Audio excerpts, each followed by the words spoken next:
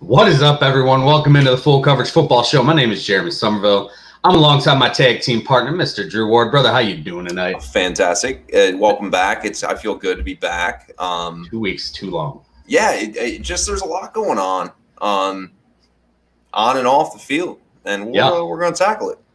We are going to tackle all of it tonight. We'll get in about the next hour, hang out with us, have some fun. But before we do that, do us a favor. First, we're going to welcome you in. Comment, join in the show, be a part of the show. We like when people comment. We always get back. For those of you who watch the show consistently, we always say what we're going to do, and then people start commenting and become part of the show, and we go off anywhere. We talked about Rob Gronkowski acting 2 weeks ago, and I still haven't watched that movie. Brother, did you watch that movie? I didn't either. Okay. We'll get to that another day. So did I until just now. But do us a favor, like our page, follow us on Twitter, and share our page while sharing a cold one with the ladies or the fellas. And let's get into it. We have been gone for 2 weeks, too long, and we've had free agency going like crazy. I mean, when we left 2 weeks ago, the Chiefs' offensive line, they were in shambles. They had just released their left tackle, Eric Fisher, just released their right tackle in Mitchell Schwartz. But lo and behold, they're like, you know what? We're going to restructure contracts. You know, Pat, we're going to make sure he's got money going a different way. Travis Kelce, we're going to change your money up. Chris Jones. And then the Cheetah's like, nah, man, once I sign a contract, that's it. I'm not redoing my money. Shocking. Stunned that he would do that of all people. Of all the great guys in the NFL. Excellent humans. Yeah, he's the one that really stuns me.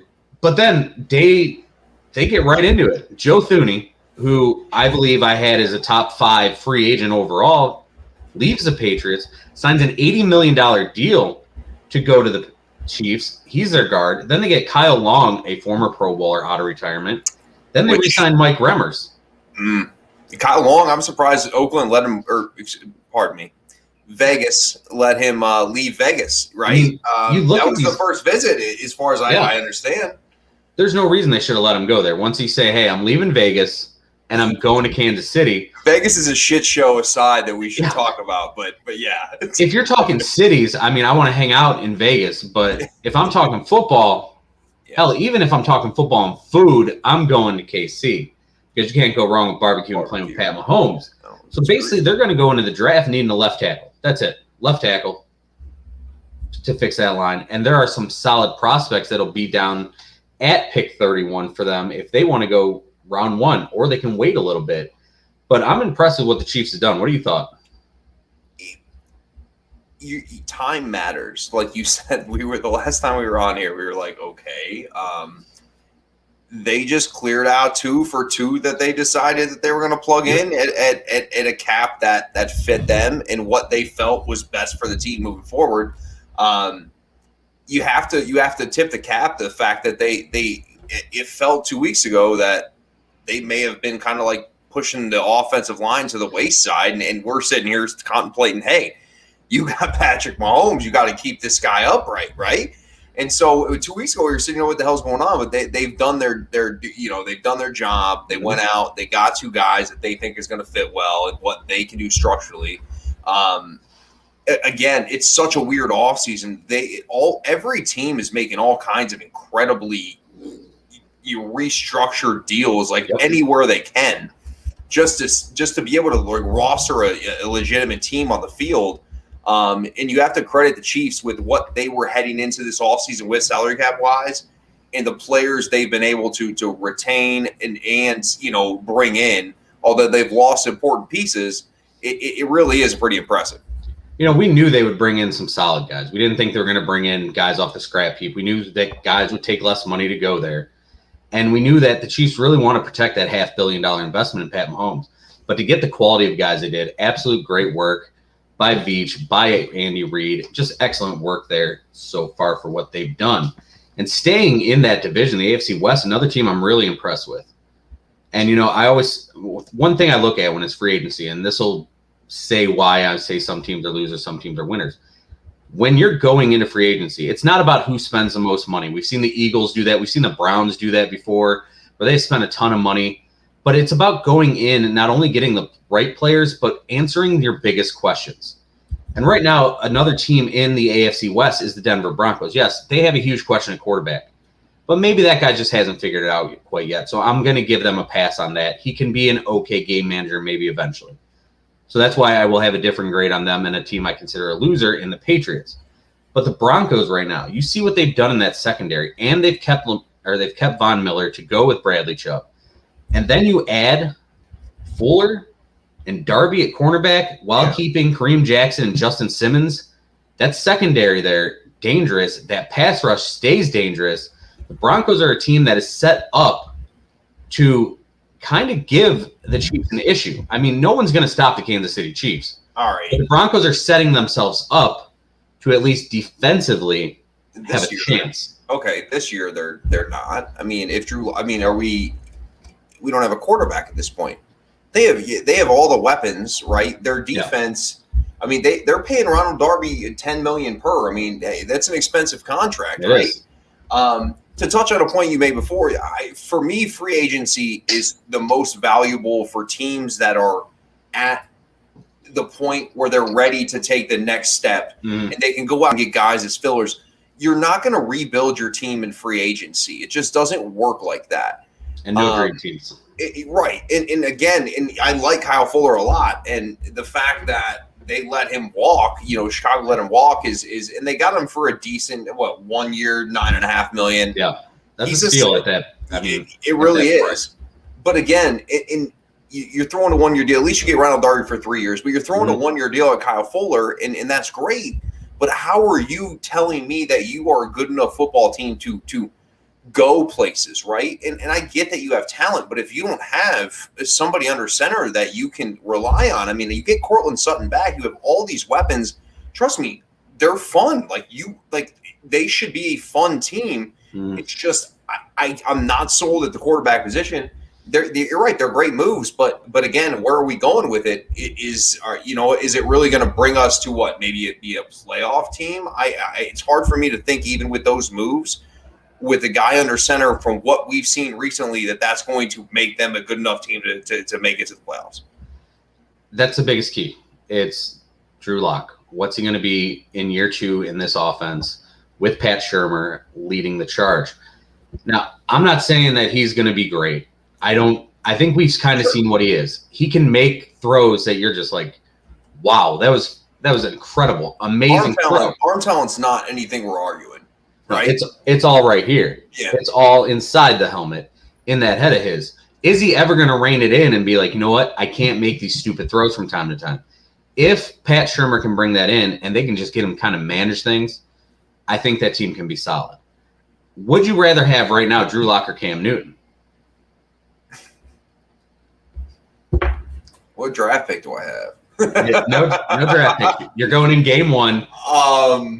You got Cam Newton or Drew Lock. Jesus Lord.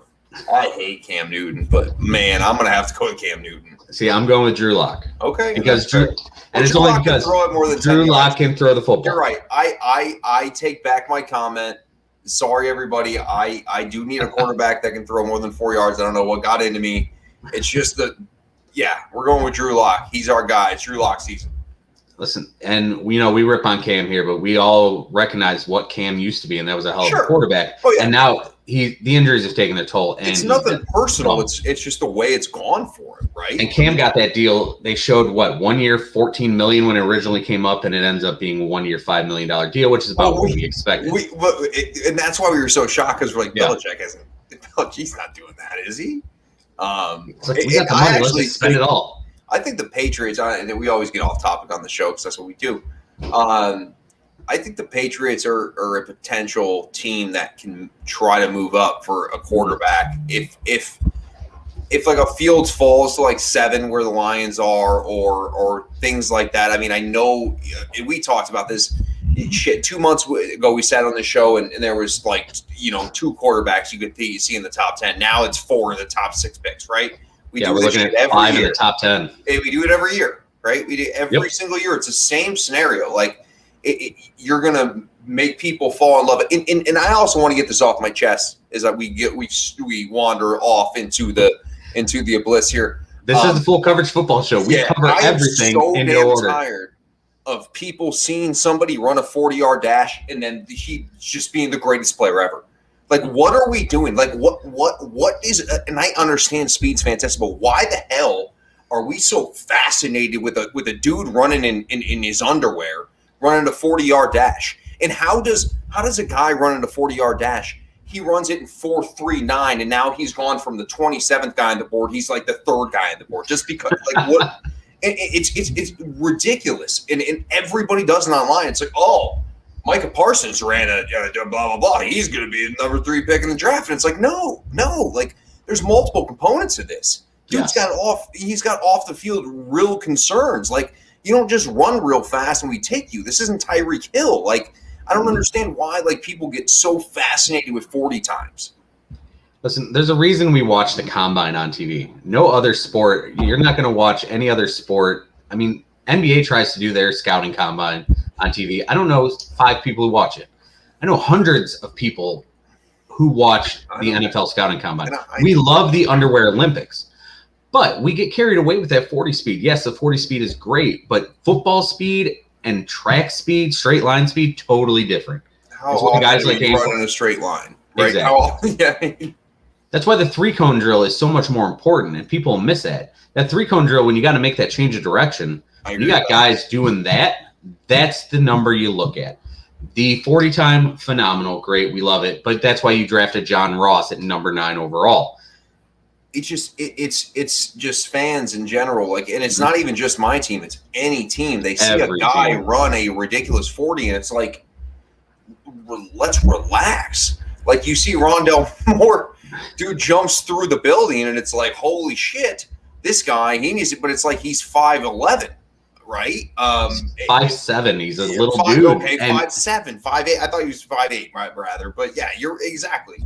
So I don't know. I mean, this is the time of year where people just like all of a sudden they lose their damn minds and they just start like looking at dudes lifting weights and running in straight lines and think that everything's changed. I mean, Rondale Moore was already one of my top receivers in this. Oh, sure. I think he's a first-round pick. I do, but there's so many people who didn't know who he was, and then they go on Twitter and they see him jumping out of the gym.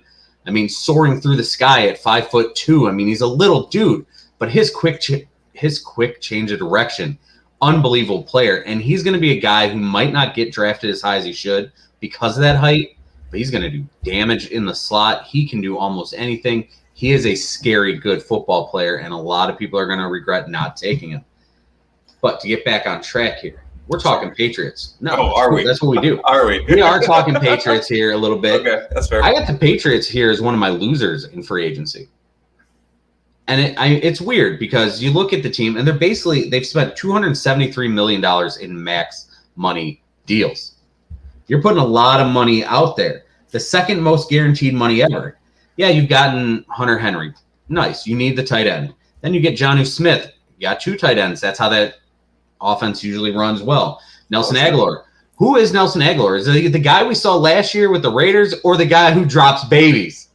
I mean, one of the greatest internet videos of all time. I actually think Nelson Aguilar. I think Nelson Aguilar on a different team, a different scenery, he can kind of wash away seeing things that happen. Nelson Aguilar has no problem getting open. Yeah. It wasn't that problem in Philadelphia either. Sometimes moving away is fine, and I don't know, Nelson. It's the Patriots. Like, they just came out swinging, and again, dollar bill, y'all. Which it's all fine and good. Cam Newton's quarterback. That's why I have them as losers. Cam Newton's quarterback. Cam Newton, as much as I respect the dude, as much as I think he was a great player at one point, he's not that guy. You don't have that upside that you could possibly still have with Drew Lock.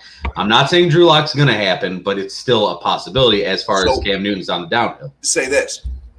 Say the Patriots somehow move up to get Justin Fields. I'm still not on the Patriots this year. I'm not. Like, you can't expect to plug a guy like Justin Fields in there and win right away. Cam Newton, he can post as many workout videos as he wants. His arm is a noodle. Yeah. Right? And that's just the way it is. In Cam, he's still going to be able to pick up. I've never, ever seen a quarterback, maybe even a running back or anything, pick up 1 yard like Cam Newton can.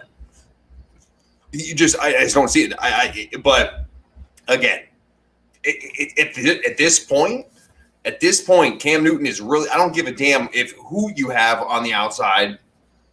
In overall, their weapons are. What would you grade their weapons right now?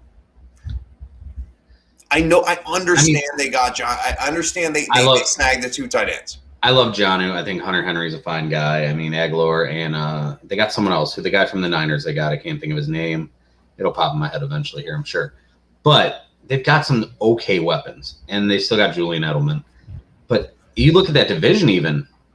Do they have better weapons than the Bills? No. Do they have better weapons than the Jets? Yes. I'd say they're. I mean, depending on as of right now, yes, they do. I understand the AJ. I understand the signing. Again, is Sam. All right, let's go down this road. Sam Darnold. Are we saying quarterbacks or just like tight ends, wide receivers, quarterbacks? No, I'm just asking the question. Okay. All right, let me ask this question. Damn it. All right, so we have Sam Darnold. Cam Newton. Okay. With the current rosters, do you like Sam Darnold or Cam Newton heading into this year? Of course, we're pre-draft. I understand that, but Sam Darnold or Cam Newton? Because this is a realistic question. This is a legitimate. I feel like you could make an argument.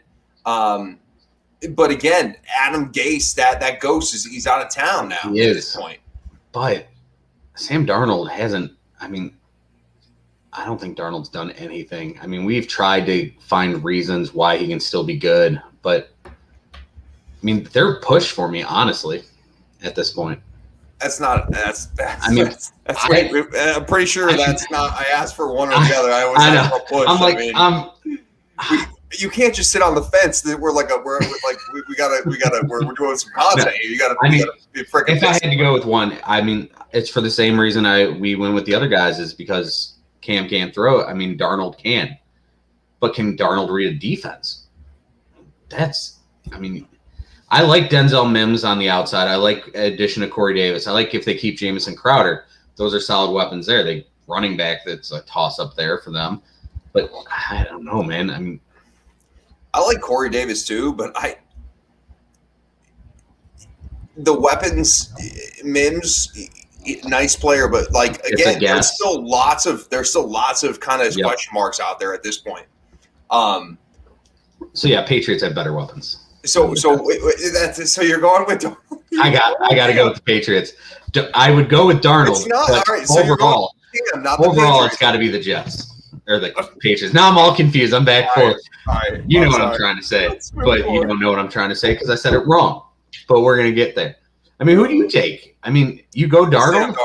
I mean, do you feel comfortable, though, with that? No, hell no. Okay.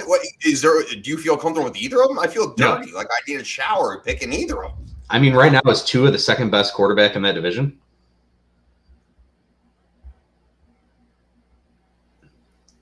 Apparently, we're talking AFC East now, but. No, I mean, I don't know, man. I'm not ready to go there either. Let's go back to what were we talking? The Patriots. Yeah, I mean, we're talking about the Patriots as one of the losers of free agency. It's really a shit show. I mean, and then Josh Allen, and I could see Josh Allen taking a step back next year. I mean, he was really fantastic, but I could certainly see that as well. Josh Allen can't take a step backwards now because he's got a quarterback on his heels. One of your favorite quarterbacks, Mitchie Trubisky, baby. Trubisky, Mr. Biscuit goes to Buffalo. Yeah, I mean that's going to be a children's book one day. You know it.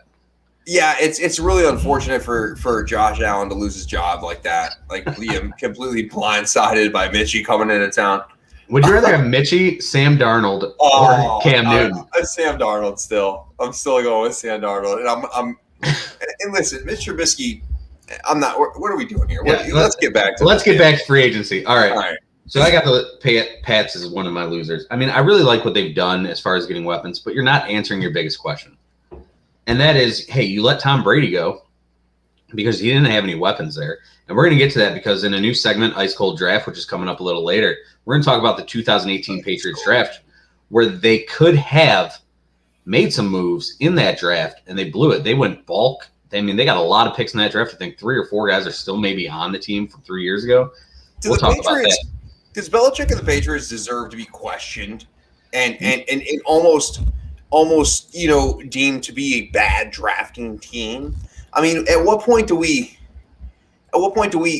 put aside Bill Belichick's accolades from basically getting Tom Brady and not just Tom Brady. I mean, Bill Belichick's still the best coach in my opinion. Absolutely. But as far as drafting, I feel like there's reasons to question what they've done up there in Foxborough. There absolutely is, and that's why we're going to touch on it tonight, because they have not drafted well, and that's a big reason why you lost Tom Brady, because you weren't putting weapons around him.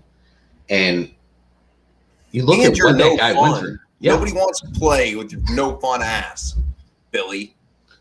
We're going to run the football today. Yeah. And, on like, Cincinnati. And then here's Brady just getting wasted and chucking Lombardis from boat to boat like avocado tequila, baby. I would want to be with the Arians team, wouldn't you? I mean, what the hell are we doing? Yeah, I mean, it's a lot more fun. Yeah, hell yeah. You go from one dude rocking hoodies to other dude rocking Kangol hats and smoking cigars, chilling like, yeah, we're gonna run the football, we're gonna do this, we're gonna have fun. Kangol hats, by the way, he brought those back. Yeah, because those were cool like when I was younger.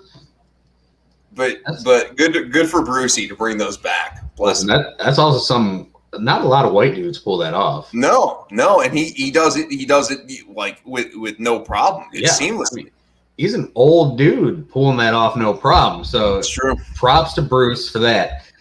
But one more winner before we move on from that. One of my big winners, and yeah, I might get called a homer for this. The Cleveland Browns, absolute winners thus far in free agency because they have answered their biggest question, and that was their defense. Defense was trash last year. We knew it. They got lucky to be where they were based on what that defense was because the offense carried that team for the most part. But you get John Johnson, a top safety in this league, 3 years, $33.75 million with only a 5.25 cap number in 21. Excellent deal by Andrew Berry. That moves up to $11 million in 22. When the salary cap will probably go back up. Then you get Troy Hill, who some people say top 15 corner in this league, but he's a slot corner, and we still haven't figured out how to pay slot corners yet. Nobody knows. Yeah, we paid Justin Coleman $1 billion to be terrible. And there's people saying Justin Coleman's a great signing right now, and that's a 1-year, $2.75 million deal, which he may be. That is a good signing.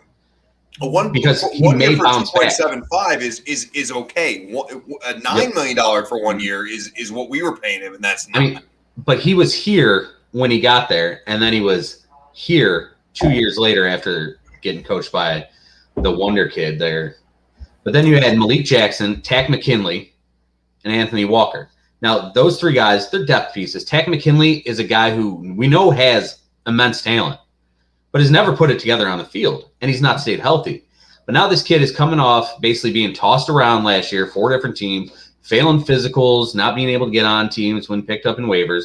Browns tried to get him multiple times. He shows up to his Zoom press conference dressed in a suit, saying, I had to grow up. I had to learn it's a business. See that? Maybe. That's funny, though. I mean, it's funny showing up in a suit, but maybe it's finally kicking in that this isn't just, oh, I'm the best athlete on the field, because it doesn't matter how good of an athlete you are.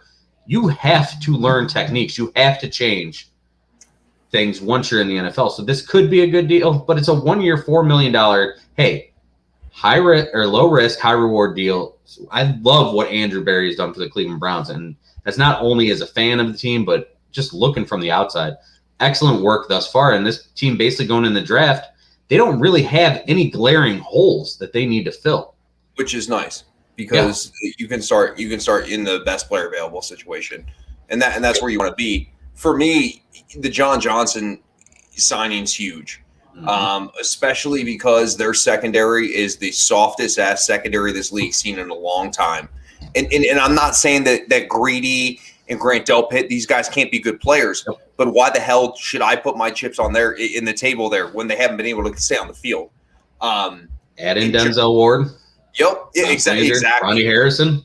And John Johnson's a guy that I wanted the Lions to sign, and which probably doesn't make sense for the Lions right now anyway, but he's that good of a player. I think it's a wonderful signing. You also brought Rashard Higgins back, which to me is kind of underrated. It really is kind of underrated to me because he's clearly been, that security blanket for Baker kind of throughout his career since he's been there. And then Takk McKinley, like you hit it on the head. Like the talent, it's not a talent issue at all. I mean, we know what kind of player he can be. It's just everything else that comes along with it. I mean, for me, you can wear a suit to a press conference. I really don't give a damn about it. Yep. Just show up on Sundays and be professional. But you're right. If I was a Lions fan and he showed up in a suit, I'd be like, oh yeah, this guy, he's turning it around. That's just how we are. But as long as he's finally getting it. But I agree with that. Can I hit a winner real quick in free agency? The Tampa Bay Buccaneers, dude. Yeah. I mean, can you argue that? I mean, they're bringing back everybody. Everyone's coming back for the party. AB is going to be coming back soon. Don't you think that they're getting AB back? Yeah. I mean, AB is not going anywhere. We said it 2 weeks ago. There's no other place that makes sense for him. Uh-huh. It's Tampa. Tom's his guy. Lived together. Stood by him. Everyone else is like, this bitch is crazy. He's whacked out of his skull. Get him off my team. We don't want him. Great talent. And you think Arians locks him in the basement? Because we haven't heard anything like about AB like being in like. Do you think he just brings him down like food plates and like passes it through like the door? Like, because I just have this feeling with Antonio Brown. If he's in Tampa, Florida, like he's bound to be getting in trouble like all the time, in my opinion. So like either, and I'm not saying he's not a changed man, but damn it, that dude was batshit crazy 1 year ago. So I kind of need an explanation on that. We also know that for for years in Pittsburgh, we never heard anything off the field. It was, toe tap Tony's doing so good. And yeah, maybe Tomlin kept that quiet. He kind of admitted to that. But and I'll say this. Maybe he's getting back to that guy who can be a little crazy, but not over the top, bonkers, batshit insane. Exactly. And that's the thing. It's these athletes to some extent have so much, credentials and when they go to these places, there's things that happen that people are going to push under the rug. That's not going to, and I'm not saying Antonio Brown's out there being a bad dude, but you know how, I mean, Antonio Brown's a crazy dude. He's never going to be on this show. Okay. He's batshit crazy. I would love to have him on the show. Antonio Brown, you watching this? Come on. Yeah.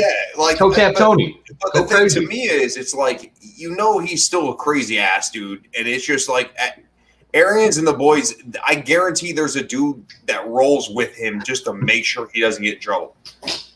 Carrying a taser just in case he goes crazy. Just tase him. That's all.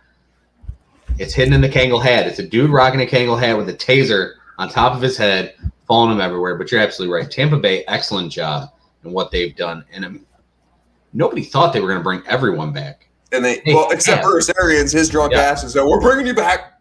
We're bringing you back. He was at the parade. He was just feeling himself, dude. What are some other deals you like out there? You're not going anywhere. Other deals you like out there? I kind of like what the Giants have done a little bit. I don't want to get too overblown by it, but of course, I'm really surprised Kenny Golladay got his 18. To be honest with you, with the way that we saw this free agent market rolling out for wide receivers, but also the Adoree Jackson signing for them. I still think he's a very good player. I know that Tennessee kind of had to kind of cut cap and cut ties to an extent. And Kyle Rudolph, I like too. Yeah, better tight end there. Maybe can help Evan Ingram. Yeah, and they signed John Ross. I mean, they've been very active.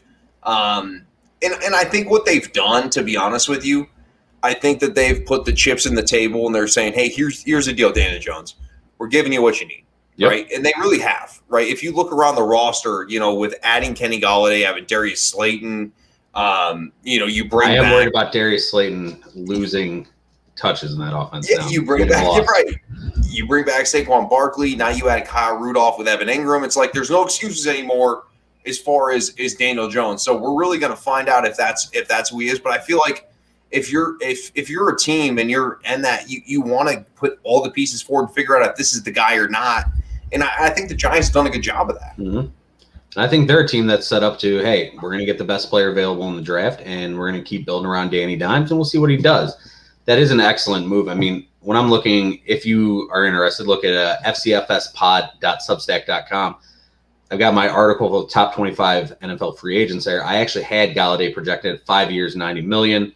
He got 4 years, 72, so I was right on the money there. But one player who I really liked his deal, and I had him at 3 years, $60 million. He went bonkers. The deal that Trent Williams got, unbelievable, highest deal of the offseason thus far. But the Niners had to do that. You've got to keep a player like that left tackle. I thought Indy would get him, but. And so to piggyback off that, just because we always like to draw things back to our teams. A year ago, around this time, we were talking about Trent Williams being signed by the Browns potentially, right? And this was real. This is real talk, and he had basically taken the year off, right? And it was like, hey, we know that Trent Williams has been super dominant, but where is Trent Williams now? And what he did last year, it showed that he was one of the best, if not the best, left tackles in the league. Yeah, he's a stud. And it's just, to me, the money in the years kind of threw me off a little bit because he's not a young pup. No. Right? And I get that you want to hold on to players like that. But my question to you is, are you still happy that you guys didn't pursue him in free agency when you sit back and you look at the cap number that was just paid? Yeah, you look at the way that deal went down. The Browns would have had to give up at least a third-round pick. I think that's what it ended up being from the Niners. Which is nothing. I mean, no, a third-round pick would have been nothing. But you look at this year, that money they would have had to pay out, where you have Jedrick Wills on a 4-year deal with a 5th-year option. He's not going to make anywhere near that money. And Jed Wills, in spite of not having an offseason and growing throughout the year, he did a pretty damn good job. Is he Trent Williams? No. Will he ever be Trent Williams? Probably not. But he's a damn good football player who did a damn good job in a shortened, weird season. And you don't have to be Trent Williams. I mean, no. And I wouldn't make that deal. So I'm good still with not having Trent Williams, but Trent Williams, unbelievable player. Real quick, just to get off topic again, because that's what I do. You brought up the Washington football team, or you didn't, but that's where Trent Williams was. Yeah.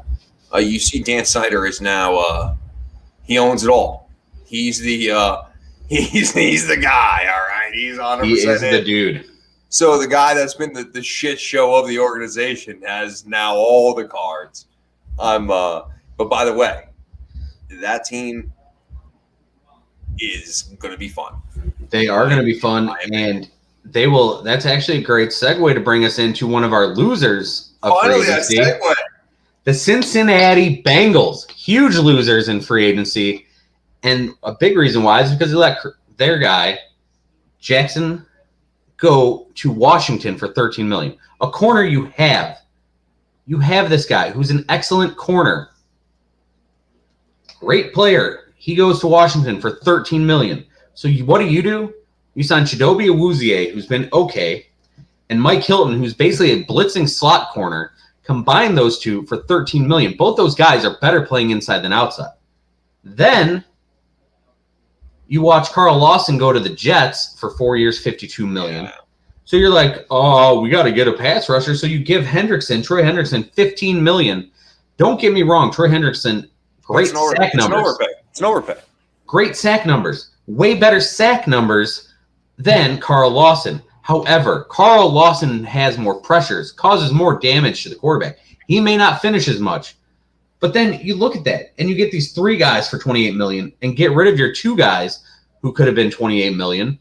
What are you doing when you lose 2 really good players, bring in 3 okay players for the same price? And Washington getting Jackson to go in corner with that defensive line, he is going to feast in that division. I mean, the Bengals, what the? You did finally sign a tackle. Okay, fine. You signed Riley Reef. And Geno. Yeah, I mean, you let Geno go because you got Larry Ogunjobi. But you probably should have let Geno go last year. I mean, You're waiting too long. Exactly. I mean, the Bengals, you have Joe Burrow. You've got a shot to do something. You have a chance to be at least the 3rd best team in this division. And we're going to talk AFC North next week. I know we've pushed it off a couple times, but we're finally getting back to it. But the Bengals, I mean, you have to worry about what eventually they do with Joe Burrow. I mean, what kind of team are they honestly building around him? You feel good about those moves, letting 2 higher quality players go and replacing them with 3 average guys? I don't. But the one thing that I do respect that I think they're trying to do is somewhat build up the offensive line. The Riley Reef signing is a solid signing to me. But you're right. Playing Troy Hendrickson 15 per over 4 is a lot, right? And Carl Lawson, I believe, is an underrated player, right? And you and I have talked about that. And you're right. The problem that I see what they're doing is, and rightfully so, they know that, and they've been hounded and they've heard about it a million times. You have to protect Joe Burrow. And I think they're also going to go with a tackle in the draft. I hope so. And they better, right? They better. You don't need to. Joe Burrow doesn't need any more weapons. He's got what he needs. You need to protect him. But you're right. The problem that I see is they shore up the offensive line, and the offense is good. It's just, are you going to be able to put any pressure on the quarterback when you lose really the guys that are getting there? And you're just trying to band-aid it at this point. You're trying to. The problem is they didn't have to band-aid it. They could have addressed the offensive line and not tried to band-aid it. But what they've done is they let guys, like you said, walk and bring them back and bring other guys back in for a similar number that aren't the same player. I mean, Sam Hubbard came on the end of last year, or really towards the middle of last year. His pressure percentage was great. And when you really look into the deep numbers, that was good. And he's basically turned into a Carl Lawson type player, but a lesser version. So are you hoping that Sam Hubbard is then getting enough percentage to push the quarterback away and into Trey Hendrickson, who can actually get the sack numbers? We'll see if that works. But if you're going to pay that money, just pay it to your guy who is better than the guy you're bringing in. I mean, it's that simple. And right now in my mock draft, which I'll have fully done by Monday at fcfspod.substack.com, I got the Bengals taking Kyle Pitts at number 5. I don't like that. I don't see. Here's again, like, I think they're doing what people are telling them to do, right? You need to protect Burrow, but like it's hard because what defensive player do you take in that position? That's the issue.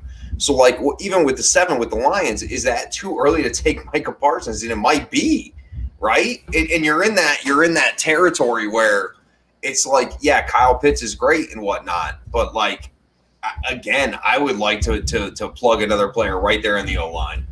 I mean, they put first-round pick in 2019 on Jonah Williams. He didn't play. He played last year. Was okay.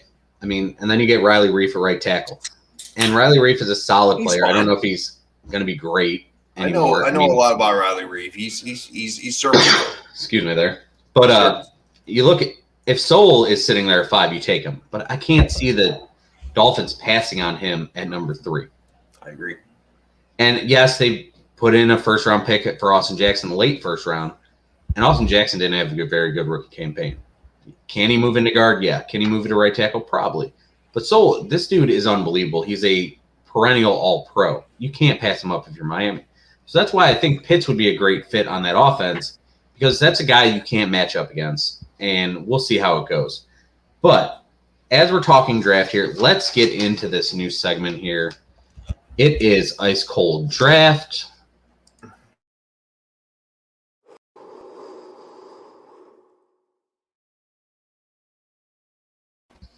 Ice Cold Draft, sponsored by Latani CBD Olive Oil. Check it out at latani.com. You can get it anywhere. And Ice Cold Draft is basically the bastard sister of Backdraft, which is a way more fun show to talk about. But 2018 New England Patriots draft. A lot of picks. They had 1, 2, 3, 4, 5, 6, 7, 8, 9 picks. However, 5 of those picks were 6th round or later. So when you look at the guys they got, first pick, 23 overall, Isaiah Wynn, Georgia. Isaiah Wynn hasn't really done anything. Struggled when he's on the field, but he's an okay player at this point. Dealt with injuries, really, is what his problem's been. But Calvin Ridley was picked 3 picks later.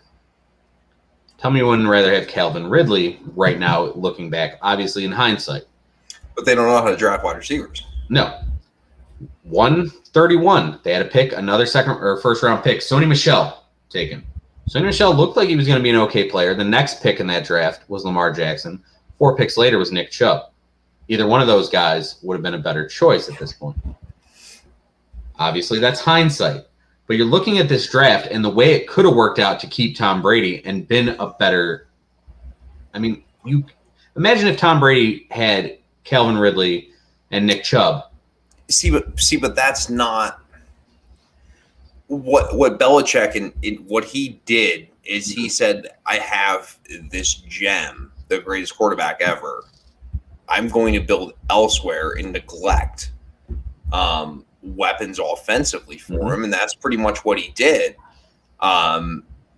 It's to a point where, I mean, come on, Wes Welker became like Wes Welker's like a Hall of Fame player, right? I mean, with Peyton Manning and Tom Brady. Yeah, like, and it's like, you know, guys like that, you know, the quarterbacks specifically make them.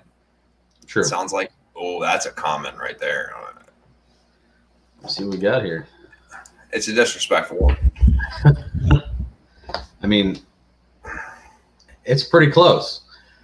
256. Yes. They took Duke Dawson. This is the one. Yeah. I mean, who did they pass up there? DJ Chark, Mark Andrews, Michael Gallup.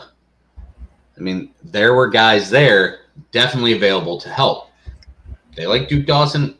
Why do you think it is that Belichick doesn't have a sense for specialty weapons? Like literally anybody outside of the hashes at receiver, he doesn't seem to have a clue how to evaluate. I mean, it's like he sees guys that he can do anything with. That's why some of these guys, like, if you look at the Kyle Van Noy's, you look at the guys who can do almost anything. Juwan Bentley was a 5th-round pick in that draft. He's been okay. Christian Sam, Braxton Berrios, Danley Edling, Keon Crossan, and Ryan Izzo was the rest of that draft. Not a very good draft, but you're right. I mean, he's not found anyone outside ever. I mean, it was their best pass catchers were traded for. Randy Moss, yeah, yep. Exactly. Yep. I mean, and then otherwise it was tight end. And then last year, I mean, we could talk about last year's draft. They doubled up on tight end last year in the 3rd round, and then they signed 2 tight ends in free agency. Their drafts have not been good. Exactly. But looking at how cold this 2018 draft was, I mean, if Tom Brady's there and they get Calvin Ridley, Nick Chubb, Mark Andrews, it's totally different. And yes, we can look at anybody's draft in hindsight and say, oh, you could have had this guy here. But to miss the way they did, I think this draft was a huge key in losing Tom Brady the way they did. I agree with that. And I also think that Belichick is going back to the thinking that he can go back to the Piper and run this 2 tight end offense. And I'm just not really sure that that's going to fit into it. Like right now in today's game, I'm not sure you're going to be able to run the seams with 2 tight ends and that be kind of your focal point, especially because your starting quarterback can't throw the ball down more than 10 yards on the field. I'm not sure what they're doing. I think it's kind of a terrible offseason for them, like you said. They spent money on every single person you can imagine. Yep. And everybody's like, oh, the Patriots are going to be good again. It's like, in theory, potentially, but like, you can't just throw things at the wall and hope they stick. No. And yeah, are they going to be better? Absolutely. They're getting a lot of players back on defense. Yes, Patrick Chung retired, which was under the radar somehow. They lost him. But they're getting some players back on defense. Going to make a big difference that way. But you're still unsure if they're going to keep Stephon Gilmore, who's huge on defense. I mean, guy's a stud, period. Offense, yeah, basically looking. But I'm not overpaying for Stephon Gilmore right now, based off his age, and I'm just not gonna throw a ton of capital at Stephon Gilmore, and I feel like that's why he hasn't been traded yet. Yeah, but if you're a team who's close and you can get him for a 3rd or 4th round pick, you make that move. Well, but they're not. From what we've seen, they're not budging off anything less than a 2nd. Yeah. At this point, for 4th, you kidding me? Yeah, hell yeah, I'd take Stephon Gilmore. So I mean, the Patriots. They've bbeen kind of a mess as far as that, but you look at this draft, they have a chance to really change things. And you mentioned it earlier that they could move on and they could get Justin Fields. Justin Fields, excellent fit there. I mean, why not go for Justin Fields? But a guy who they may be that team where you look at it, and for me, Justin Fields as a number 2 quarterback is closer to Trevor Lawrence as a number 1 than all the other quarterbacks are closer to Justin Fields. I'm not as high on Zach Wilson. Mac Jones is down the list. Trey Lance is a big mystery box. But it's got to be Justin Fields if they really want to try to do something next year. What do you think they do round 1? Well, so for me, excuse me. For me, it's interesting what you brought up because I do think Zach Wilson gets drafted over Justin Fields. Mm-hmm. It's just the way I feel about it. And I think there's a chance that Trey Lance gets drafted over Justin Fields. We'll see what happens. Trey Lance is again more of a project, right? I honestly believe that 7 potentially could be Justin Fields be available. That would be the lowest spot. I do think that 4 quarterbacks get taken within the top 8, I would say. I think 5 in the top 15 even. Yeah. I'm with you. And I would think that if Justin Fields were there at 7, although the Lions probably should take him, but if they don't, I mean, they're going to want to trade back. It's just that's what's going to happen. So I think that's really an opportunity and a landing spot that I could actually see happen. It just depends on how the quarterbacks fall. So like the Lions are in a really interesting spot. If the quarterbacks don't fall as quickly as we hope, then 7 really becomes a big trade-up spot for a team that likes a Justin Fields or Trey Lance or whoever it is. I think that becomes a destination. But I do think that the Patriots have to look into trading up because, again, Cam Newton's terrible. Yeah. And this isn't a trading up like the Vikings did for Christian Ponder kind of thing. But even though I think, in my opinion, Justin Fields is the number 2 quarterback, I see him as possibly being the 4th one picked. And that's because people are enamored with what Trey Lance can be, what they saw to Zach Wilson at times last year. Justin Fields kind of just is who he is. And I think that's what makes him great is you just know what he is. The problem is accurate and comfortable. Jeremy, the problem is everybody says it's an Ohio State quarterback. Yeah. And that I honestly feel like as far as what people view as his value, that hurts him. Mm-hmm. And that's possible. But, I mean, this is a different Ohio State. You're looking at what Ryan Day is doing at Ohio State. You got to kind of look at it that way. And I know that Haskins technically was part of a Ryan Day coaching staff, but it's not the same. And then you can look at that. You can hate on a guy for where he comes from. That's fine. But give me Justin Fields as a gamer, as a leader, accuracy, as a guy who can take on anything. An ability to move out of the pocket, which absolutely. I feel like is something that the game's really trending towards. There's nothing I don't think Justin Fields can't do, but he's still the number 2 quarterback for me, and I expect him to be 3rd or 4th off the board. Yeah, I feel like the Zach Wilson hype's gotten to the point where he's going to be the 2nd one off the board. Whether it's the Jets is the intriguing one. If not, I agree. I feel he's 2nd off the board. Yep. And in 2 weeks, we're going to probably talk more about Trey Lance, our buddy Daniel Kelly, who joined us before, former NFL scout who Drew loves because guy doesn't like punters, and he wants to abolish the punt. Still has to have a conversation with that. That show may only be Daniel Kelly because, brother, he can talk, and we will have him live via phone because last time we had him try to connect, it just wasn't working.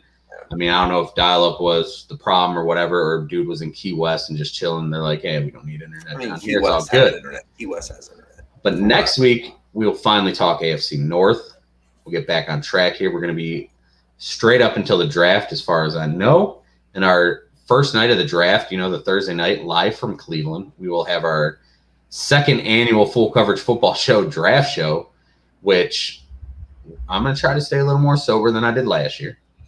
And I won't be yelling the same player's name for the 20th pick on. We looked right to sell about Tua when everybody said that we were crazy. Yep. I mean, hey, we also missed Justin Herbert. We're going to do that. remember who's my guy that I just kept just saying it was going to be him? Trayvon Diggs was our guy Trayvon from Diggs, like pick 20 on. The guy Dallas took. Yeah, that was just my guy on every pick. But I think we were just both hammered towards the end of the show. We're just like, I like Trayvon Diggs. I mean, why not? I mean, he's a good player. But yeah, we will talk more about that. And hey, for anyone interested in buying one of our shirts, check out our merchandise, bonfire.com/store/FCFS-tees. Check it out this week if you liked anything we had on there before, because after next week, everything's gone. We're going to start fresh, brand new tees. So if you like any of last year's models, get it now, because new tees come out following next week, including our Dan Campbell Safari tee, which I still have not sent to Drew. And my phone says it sends and then it doesn't send. And Yao Ming's trapping it. I know. It says every time sent. And then all of a sudden I look at like 3 a.m. It's like, Drew did not get the message. I'm like, yeah, whatever. Yep. I'll send it another time or something. But yeah, still working on that. Got ideas for that. But all our brand new stuff comes out then. Drew, you got anything else you want to talk about tonight? Deshaun Watson? Yeah. Let's do it. Deshaun Watson.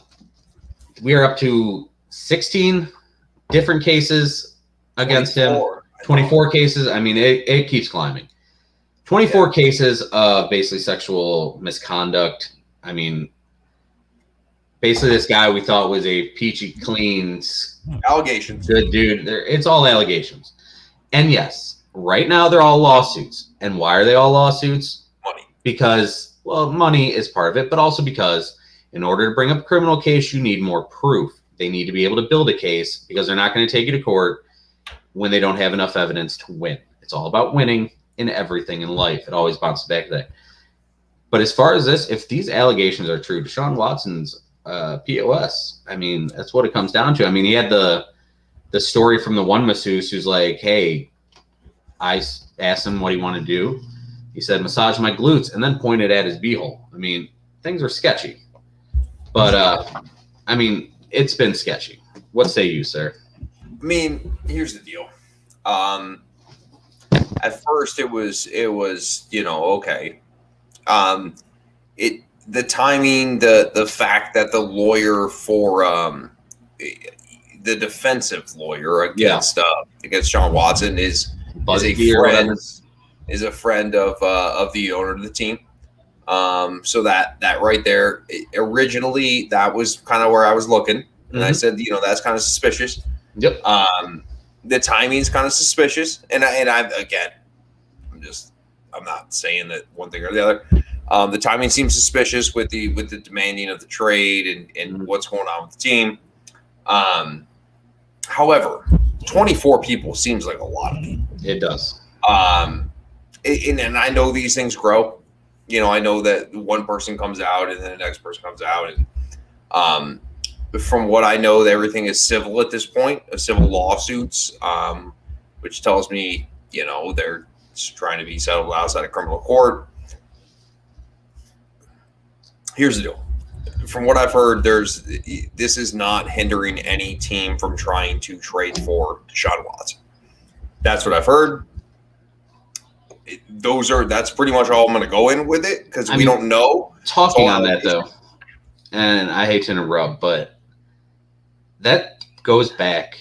I mean, you think about 24 different civil suits. You think about how many times we have said on this show, and I mean, you said 24 civil lawsuits, and you say that teams are not hindered in their regard to try to trade for the guy. That just brings it back to that the NFL, for the most part, I don't care what you got against you. If you can play football, can he play? You're going to get a team. Now, are all these allegations true? We don't know. Do they want money? Maybe. Did he do these? Maybe. We don't know. But for the time being, no team should be interested. It is. And no team should be interested in trading for him. And I know that, once one person comes out, it helps other people get more confident to come out against it. And as someone who's got daughters, I mean, we both got daughters. We hope that, they're never in this situation. We hope that. Bullshit. I mean, I hope it is too. Like bullshit, though, because didn't Deshaun Watson come out and say that one of the chicks is from Instagram? That's not great. No, it's not a good situation, and it's hard to talk about because. And we thought Deshaun. I mean, I thought Deshaun Watson was one of the good guys, right? Yeah. Like we see videos of him giving checks to fucking people that serve food at the facility. Yep. Like we've seen it. Like so, you like to think in 24 is a lot. That's 2 dozen if y'all aren't familiar. That is a lot. I mean, it's right now. If you are a GM of a team, let's say you're the Jets, and Houston calls you and says, "Listen, we've dropped our price tag on him because of all this stuff going on. We understand. Are you making that deal right now?" What's your price tag? I mean, to be honest with you, yes, I am. Even if the price tag's dropped, I don't know how. Oh yeah, I'm taking as a franchise. I mean, I get it for on the football field, but as this a is franchise, not me, right? This is not me like personally saying like I'm talking as an NFL GM. Yes, I'm bringing Deshaun Watson. As a franchise, I mean, you got to have a strong PR department right now to bring him in. Not like the Cinnamon Toast Crunch folks. No, definitely not. Yeah, you got to be better than that. They were mixed. It was sugar that bunched up. Bro, those are shrimp tails. Come on. Yeah, shrimp tails, dude. Shrimp tails. I've eaten enough shrimp in my lifetime. Oh, those were shrimp tails. To know what shrimp tails look like. I love shrimp tails. I can identify shrimp tails. I love looking at an entire plate of shrimp tails. And my belly being full. I mean, but yeah, you're right. Dude. But yeah. You're right. Yeah, the PR department. I mean, but the thing is, though, we talk all the time on how important it is to have your franchise quarterback, and we know Deshaun Watson is that. So I'm making the deal. I don't give a damn. Well, I mean, I do give a damn. See, here's the thing: is I say don't give a damn. If this is a real thing, then like yes, I mean, all those people like we have, we feel terrible for, right? Yeah. Like that's a thing. But at the same time, when I'm talking about the NFL and I'm looking at it as a GM, I'm going to 100% make a deal for Deshaun Watson if I can, especially if the price is lower. Yeah. I'm still, if I'm a team, I'm giving 3 first-round picks still. Sign me up. I'm going to get Deshaun Watson. And I understand that. And I understand the team will do it because it's the most important position in sports. And right now there's a civil lawsuit. You're not worried about the guy going to jail. So I understand that part, why they would do it. But if you're Roger Goodell right now, Roger Goodell has to step in. Maybe he stops in and talks to Deshaun. But he needs to step in and say, listen, you cannot trade this guy right now.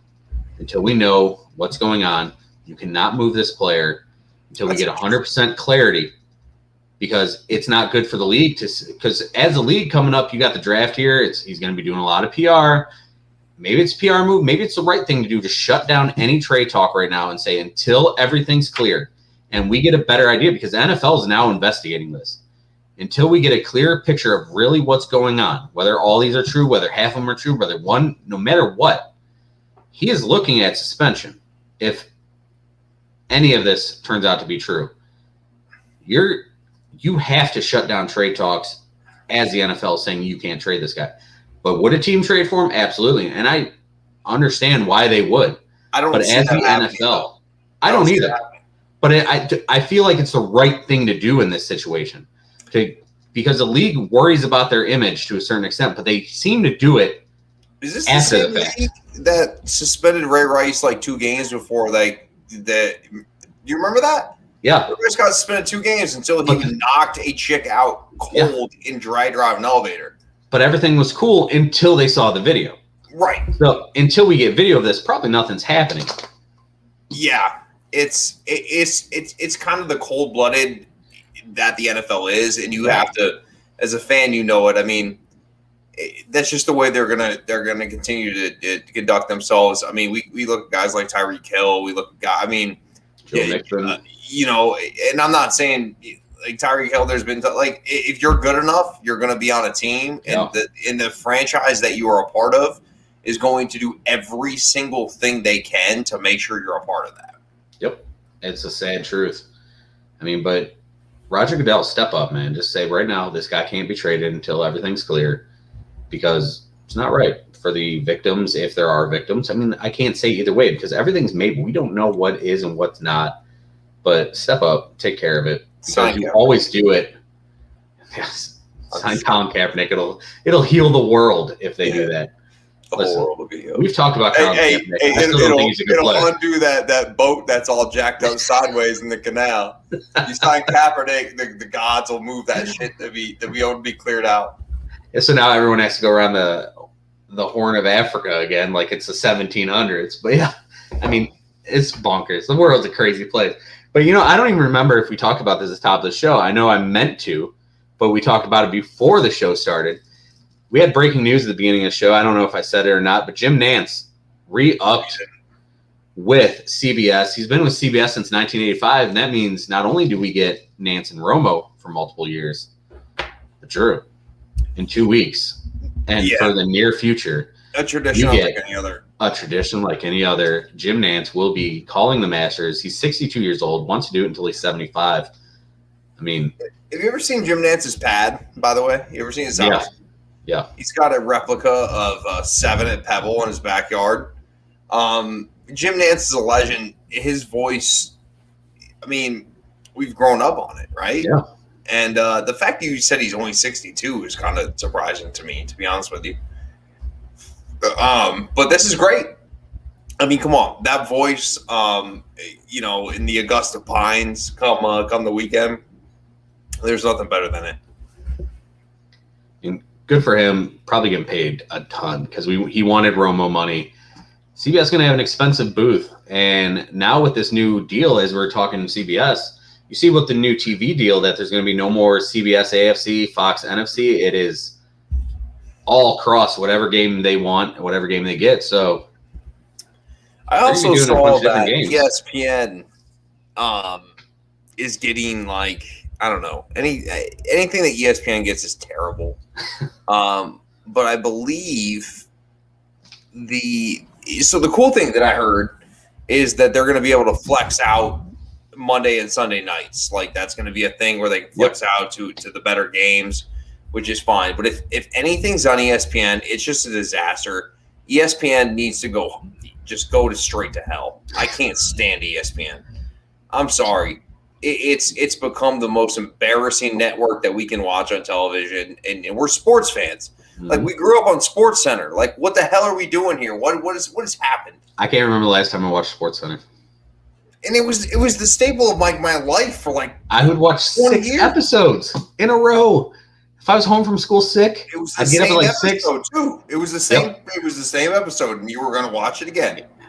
Give me Stu Scott, Rich Eisen together. It used to be great, and I get it. But I mean, even this year, you're talking ESPN, and I mean, in years past, I've been watching NFL Network's coverage of the draft, but this year for sure, it's NFL Network's coverage if I can get it. Greenberg.